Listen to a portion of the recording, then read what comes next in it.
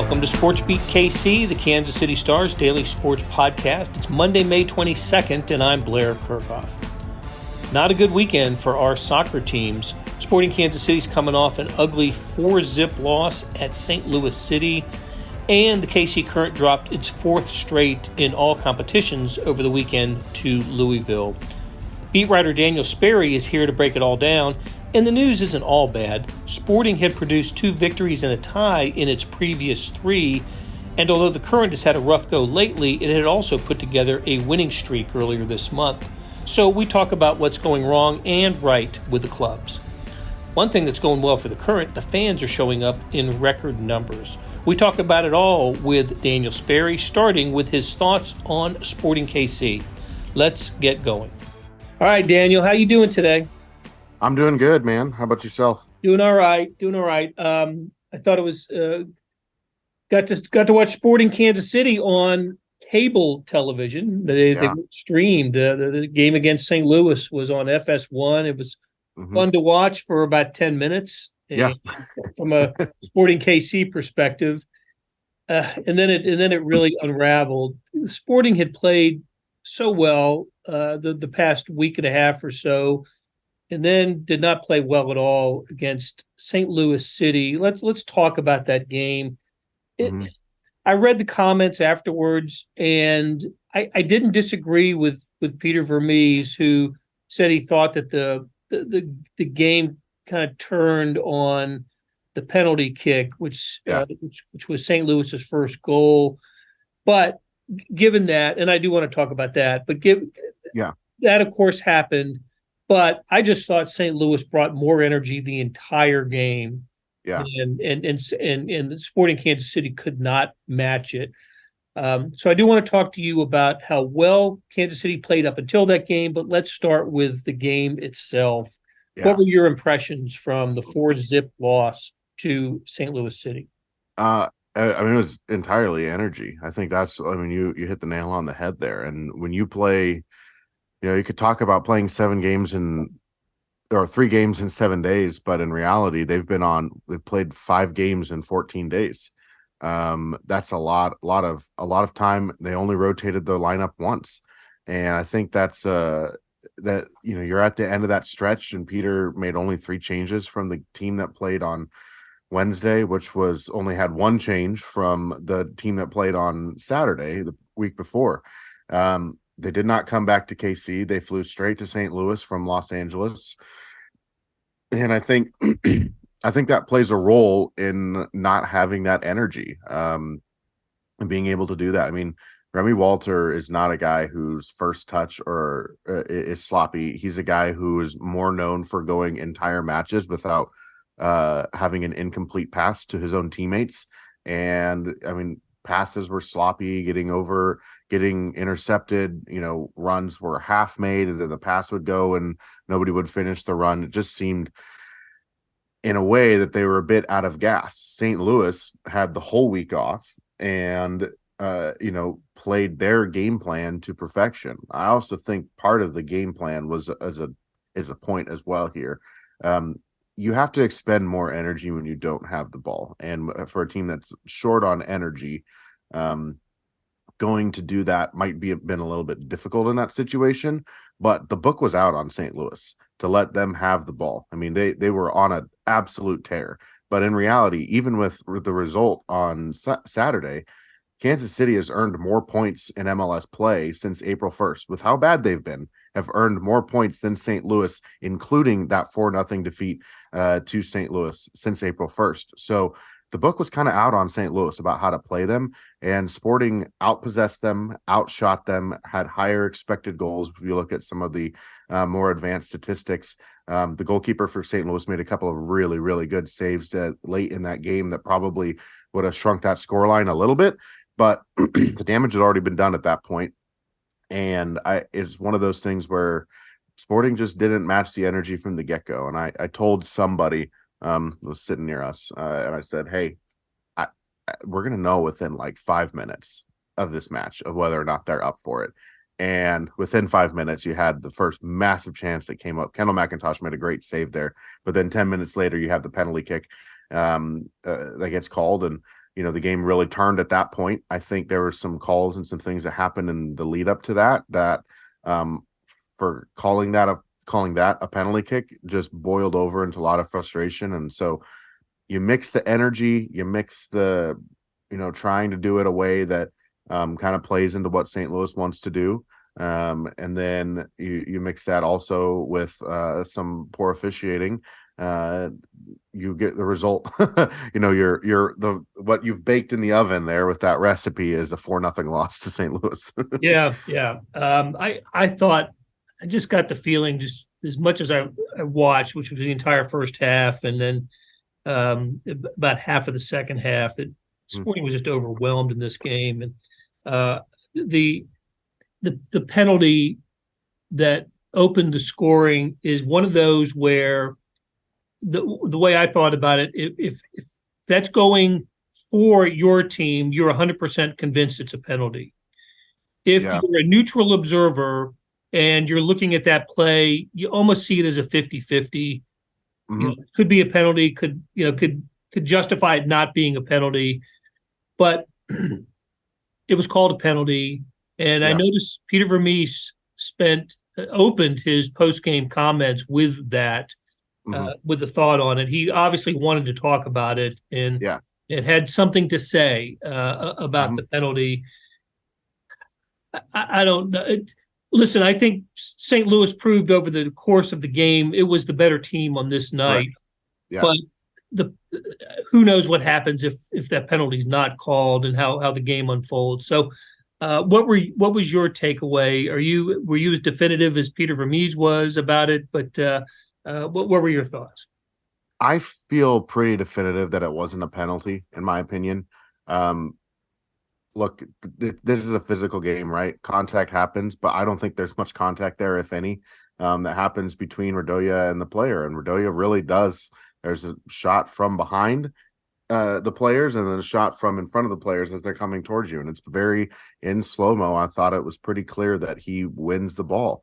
And in a game that has that fine margins, I didn't see anything that made it look like where he made contact actually tripped up Indiana Vasilev. So I don't know about it. It's one of those where like you said, it's kind of 50-50 as a neutral observer for the most part. I think whatever happens there, whether they call it a penalty or not a penalty, would have stayed no matter what, I think, with VAR, because I think VAR obviously does have other angles available to them that did not get put out necessarily through the broadcast or even on social media that we saw afterwards. We asked pool report questions afterwards, and I just asked about that. And I said, what did you think he did? I said, they thought he tripped him. And the VAR's response was that the VAR confirmed that call through the video angles that they had available to them.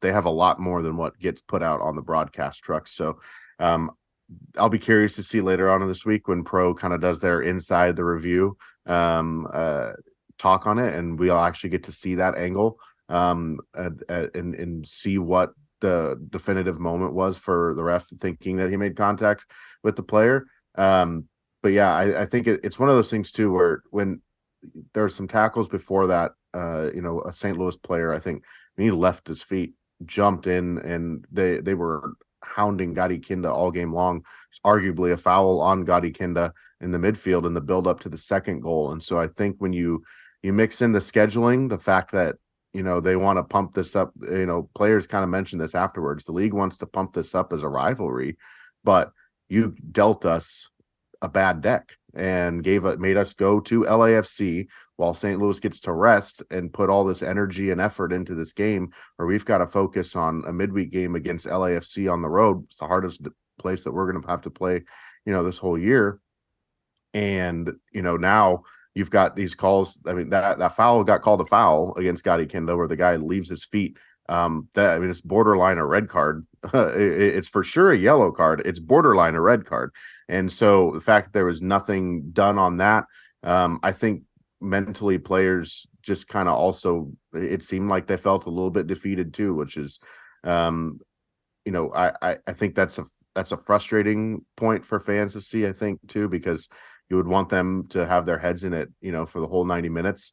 But I also I understand where they're coming from too, where, at some point you feel like the deck's been kind of stacked against you a little bit, and it affects how you are mentally. It affects the way you do things in matches as well.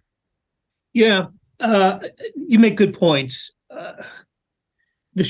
And I really agree with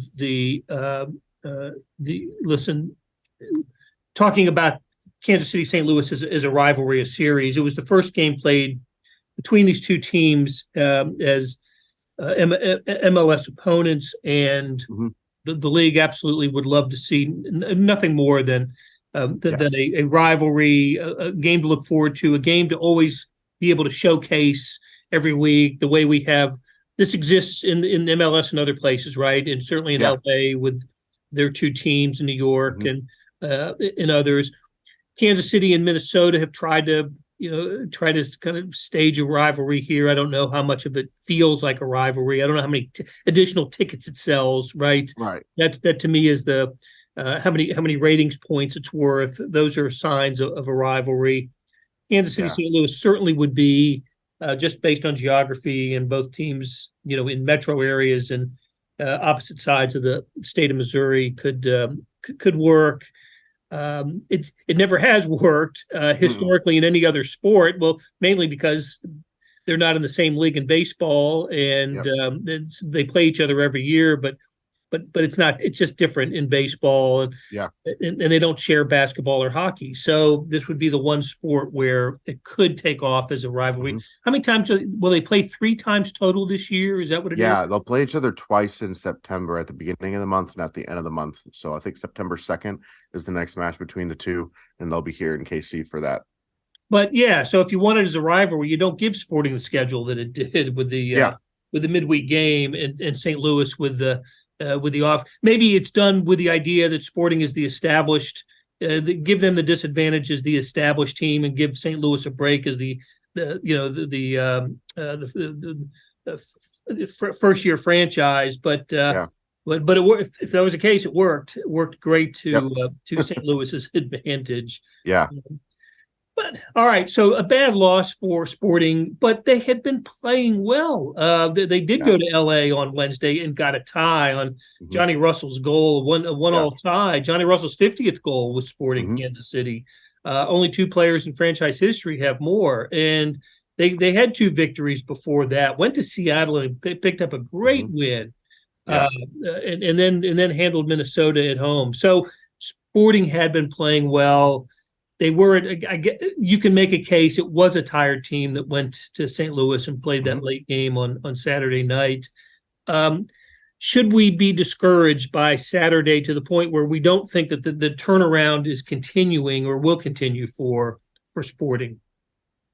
That's a good question, and I don't know if that can be answered until Sunday. I think there were still some things in that game that were positive in buildup, that were things that we weren't seeing, in those first 10 games, and still some things in the final third that have stuck through this winning streak, which is simply guys willing to make runs into the box and get deeper into the box, and weren't afraid to put themselves in goal scoring situations, and it worked. I think the biggest trend out of their results ahead of time was ahead of this one against St. Louis was just the fact that they looked dynamic when they had the ball. They were unlocking, space behind the defense or space within the defense and creating confusion again. And I think that's always been a hallmark of the way that attacking 3 plays, is that they're very fluid in their movement, and it's really difficult to track them. When you're tired, you don't move as much off the ball. But when you're, if you look at those games over the stretch, in LA, Dennis Bouanga, who's at this point, he's probably going to win the Golden Boot for most goals in this league. I don't see how anyone else will keep up with him. He's an incredible player for LAFC. And after the match against Sporting, he in their press conference said that's one of the best soccer playing teams I've played in this league, period, bar none. And I think Kansas City is sitting there where we're at on the table, right? How bad our first 10 games were. But there were signs there, and I think part of it is mentality too, where it was turned around even when you're playing well, you still lose games, and sometimes you still get smacked in the same thing in that same run. So I'm curious to see how they go on from here, because it was a really nice feel good stretch. And we'll talk about the other team in town. They had a nice, really good feel good stretch for 3 games or so, and then haven't won in 4. So they've got to find a way to bounce back from the loss. And I think it is good. They have a home game coming up for themselves, and that'll be a good opportunity against a Portland team that's really good at home, not as great on the road, and will kind of maybe be looking for a little bit of vengeance from earlier on in the season. You're right. We will talk about the Kansas City Current in a moment after a break, but I want to get your thought on a couple other things. Daniel, what is the status of goalkeeper Tim Melia? Tim's going to be out for a while. I think that's a little bit of a surprise. I know something may have been said on the broadcast about like 3 or 4, months, something long-term like that. That's about what it sounds like. We'll get a more definitive answer from Peter Vermees later in the week as to how long it is and what the injury was. Like I said, it's a bit of a surprise just because of when we were told about it against Minnesota. He came out and he said he feels all right, but he didn't feel 100% and felt like he should have come out in that moment. And it was a hip flexor thing. It seemed like maybe a couple of weeks, but obviously they wanted to do some further scans on it later last week, and they have come back not so great. So we'll learn a little bit more about exactly how long Tim Melia will be out for, but it'll be interesting to see what happens now at the goalkeeper position, because we've seen John Polskamp a lot over the last couple of years when Melia has been out. He's kind of the heir apparent as the goalkeeper of the future for Sporting, but they also really believe in Kendall McIntosh as well, as you've seen over the last 2 games. And I think, he's had a few goals he might like to have back, but he's also come up with some really good saves as well. So it'll be interesting to see how they address the goalkeeper situation moving forward between Polskamp and McIntosh, but it looks like we won't be seeing Tim Melia until later in the season. Okay, and let's take a break here, and when we come back, we will talk Kansas City Current with Daniel Sperry. We are back on SportsBeat KC, the Kansas City Star's daily sports podcast, and we're talking soccer with beat writer Daniel Sperry. And Daniel, I don't. My expectations for the Current were higher. I thought that the season had started to turn for them after the sluggish start, and now we find the team mired in a 4-game slump. And in MLS, listen to me. NWSL play last week, they didn't score a goal, shut out twice, and they're coming off a 2-0 loss to Louisville, having lost to the same team in the Challenge Cup earlier in the week. So a little bit of a rough patch here for the Current. What is going on? Not a goal this week. I thought they're earlier at times this year. I thought the defense wasn't playing well. Where does this team stand right now? Yeah, and I think that's the hard part, is expectations were so high for this team. But I think injuries have kind of derailed their start at the beginning. And right now they're going through a stretch of, for some reason, these last 4 games, all these losses look pretty similar. There is a 15-minute stretch where their heads are gone after they give up a goal. They get chances. They concede directly after not scoring those chances. And they just kind of lose it for a 5-10 minute stretch. And if they can come out of that one slightly unscathed, maybe they'll, that maybe the things turn around better for them and they get a goal. But, for an offense that was scoring at this point, it was, they're scoring 2 goals a game at least for like 4, 5, 6 games straight, even in losses. But to come up empty in NWSL games when you have the firepower that you have on the field in Dabinia and CC Kaiser and in Lola Bonta as well, Michelle Cooper, there's a lot of goals that are out there to be had, and they've had a lot of chances too. But they're not putting them away for some reason. And that's kind of leading to these situations where they have, you don't put it away. Instead of the ball coming back to the center circle and restarting the match, it's going the other way and they're getting scored on. And some of it's mistakes. last night or last week against Saturday against Louisville. The first goal came on a very poor back pass from a young center back to Cassie Miller. Cassie Miller was not expecting to get it that slow. So she had to come way out of her box before she expected to, and cleared it off of the Louisville player, and it goes directly into the goal. AD French kicked the ball directly to Louisville off a offside call for their first goal in the Challenge Cup. I mean, CC Kaiser lost the ball in the 18-yard box, and it took one pass to put it away into the empty net against San Diego. These are like mistakes that are happening in the final third that they're getting absolutely punished for.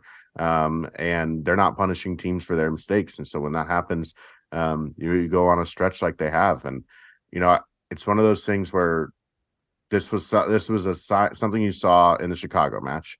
And we asked questions, or not Chicago, the Angel City match, excuse me, with how that one went. They gave up 3 goals in a 15-minute span. We asked questions about it, and those, answers came back. And, we need to be more focused in those moments. We need to learn how to manage, momentum and stuff like that. But it's been the same exact trend for the next 3 games, and it hasn't changed yet. So I think that's the concerning part, is that they all look the same, and nothing has really changed in that aspect. And so I think, rightfully so, the alarm bells are going up with the Current. Can some of this be attributed to a coaching transition? This is a team that has switched out its head coach. It is now coached by, I hope I'm getting her name right, Caroline Wehrblum. Yeah. And this is, there were some nice results early in the switch, and now, like I said, lugging a 4-game losing streak, and 3 in league play and 1 in the Challenge Cup, both to Louisville. It was a Challenge Cup loss. So they're playing with a new coach, and I'm looking for some reasons why this could be happening. Different messaging, has the formation has changed, or what structurally might be different about the way the Current is playing? Yeah, I mean, part of it too is they've got a lot of young defenders on the back line. Elizabeth Ball is out injured. Alexis Loera is not back yet. She won't be back until the summer. That can be attributed to some of the mistakes and the things that have happened there. There have been some young mistakes. When you play young players, you have to deal with young mistakes, and that's kind of what happens in those situations. But the formation change is one that was interesting, because Potter tried that at the beginning of the season and tried a back 4, and it didn't work, and they didn't look like themselves. They kind of came out of it, flipped to a back 5, and they got a result, or back 3 or 5, depending on when they have the ball and when they don't. But they played that back 3 and got that result in those next 3 games that they picked off those results out of. LA, again, in Angel City, they started out with that back 3. It didn't work very well. They switched to a 4-3-3, 4-2-3-1 formation, and they came back in the match, and that was nice. But they've been using that formation ever since, and they've scored 2 goals in 270 minutes with it, and have been very susceptible defensively. And so I don't know that the Current defensive personnel can continue to withstand that back 4, but that's very clearly what Caroline Wehrblum prefers, and what she stated to us that she prefers. My point of emphasis on that is that even Haley Mace has said a back 4 kind of limits her in what she does best, and she really excels being a wingback. And I know part of it is too, as a player, you got to learn how to play either of those spots. But at the same time, if you're not using the formation, if the formation is not putting the players in spots that are their best abilities and best opportunities, I think that's a question mark.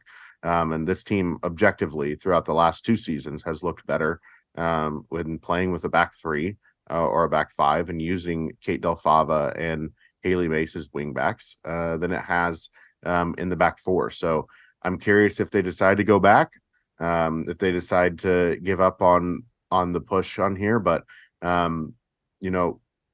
defensively, the roster is thin, and I think that has, especially at center back, almost all the defenders that they brought in outside of the draft picks this year were all wingbacks and fullbacks. Well, they already had two very good wingbacks and fullbacks, so that's a roster makeup question that I think should be out there as well, because not having Elizabeth Ball is a big deal, but to look the way they do without having Elizabeth Ball and Alexis Loetta on the back line is also not good as well. Okay, I guess we should emphasize it's still early. Yeah. It's still early in the season for both the Kansas City Current and Sporting KC, and they both have had stretches of terrific play this year, and I kind of pin hopes on that we'll see more of that from both teams later in the season. One thing I've really enjoyed seeing are the big crowds for the Kansas City Current. They've twice topped their attendance record. Of course, playing in at Children's Mercy Park, they'll move into their new stadium next year. But to have 12,000 plus, I think, for the Mother's Day game that they had, that's fantastic to see. Yeah. I don't know where that ranks among league teams, but it's certainly a mark for their franchise. Yeah, I mean, really, the only other team that's been drawing more than them lately has been, Portland and Angel City. Those two get about 18,000 a game. San Diego can hold more, as well as Washington D.C. at Audi Field where they play the Spirit. But outside of that, the Current are around, within the top three in attendance, and they've been over the 10K mark every single game, which is really impressive.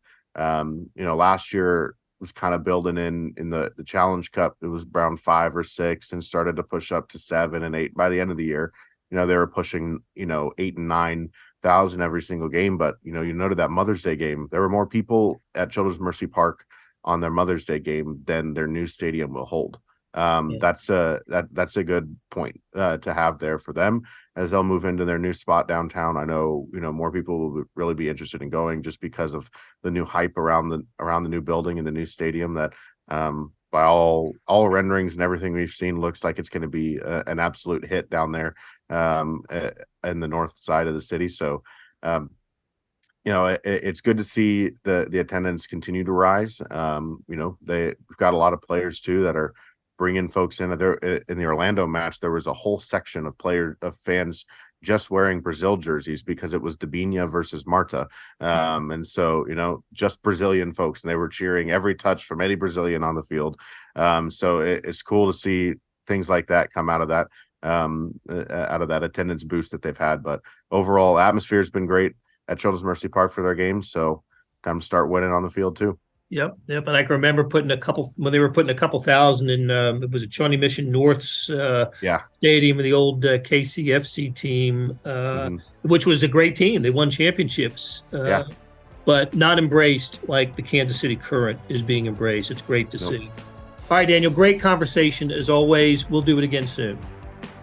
That'll do it for today. Thanks to producer Randy Mason for putting together the episode, and to our SportsBeat KC staff of Monty Davis, Jeff Rosen, and Scott Chasen. Tip of the cap to Daniel Sperry for sharing his soccer insights.